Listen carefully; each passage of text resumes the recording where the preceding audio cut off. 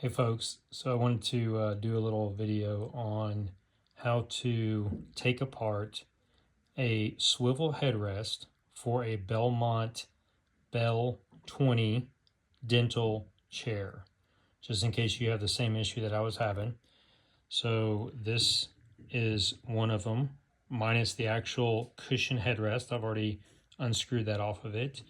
But what happens is inside this little push button here, there's some little screws and they can come loose. And when they do, this will come apart and you won't be able to swivel, use the swivel component of the headrest. And if you were to buy one of these brand new, they range from anywhere from $1,000 to $1,500 just for this piece of the chair. So I took it upon myself to try to take it apart, and successfully took one apart already. And I'm going to demonstrate how you do that. So if you are in the same situation I was, you can save yourself a little bit of money by trying to fix it yourself. At the swivel components, you can see there's a little pin right there on that side. And you can take a punch like I have here. I have a punch that fits exactly into that hole there, and you actually hammer in that punch and push that punch out. When you do that, you want to make sure that you only push it far enough to that spot, that piece right there can come loose, and you're going to actually pull that or push that through to the other side so it comes out there on that side. Same thing with this swivel part down here. You're going to take your punch and you're going to punch out that pin.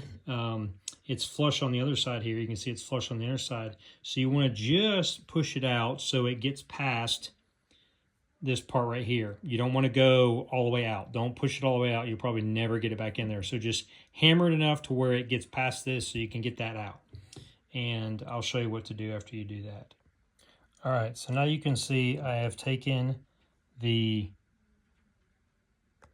punch and used it to push out those pins that are in there. Now when you turn this over, you can actually push that centerpiece out. So it pushes from that side, you can push it out, and I'm going to do that now and show you what it looks like when those are pushed out. These are the pins and those swivels, and when you push them out, this is what it looks like here. Those are the push button mechanism components. And to get that off of there, you basically just push the button down and you can slide that out from both of those. And you get your swivel mechanism out. Now you can actually take this apart. I'll show you how to do that in just a second. You can use those screws right there, those two screws. You can undo those two screws and this thing comes apart. Okay, so I undid those two screws on the outside, the other side of the push button there, and this is what you're left with in that middle mechanism part. There are 4 springs in each one of these little things here, so when you take it apart, make sure you don't lose any of those springs. Those are critical to put this thing back together because they fit on those little kind of piston looking rods there. And now we're going to take this part. See these 2 screws right here, one right here and one right here. One of mine came loose and caused that mechanism, the outside of the push button mechanism, to come off and not work very good. That's super critical. That has to be, these screws have to be tight for this button on the other side here to work like it's supposed to. So I'm going to check those screws now to see if they're tight, and even if they are, I'm going to loosen them and put some Loctite in there and screw them back down, and then put this thing back together. This is what one of those screws looks like when you take it, unscrew it from one of those spots there. Both of my screws were really snug, which is a good thing.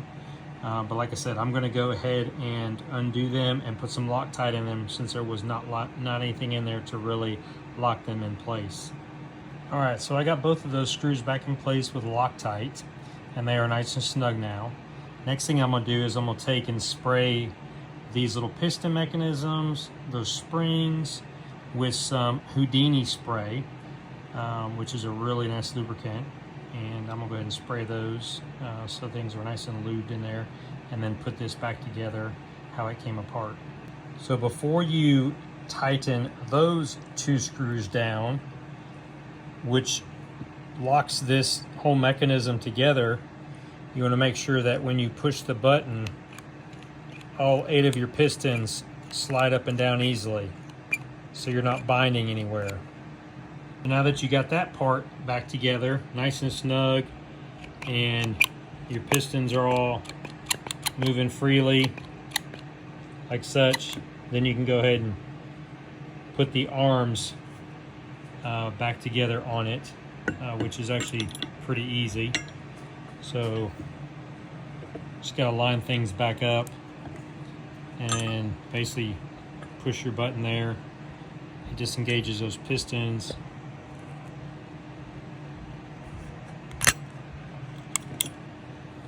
And then lines that back up. Do the same thing on the other side, and then you can start putting your pins back inside there. So before I put those pins back in these spots here, I'm gonna go ahead and clean those off really good and then lube them up with some Houdini spray.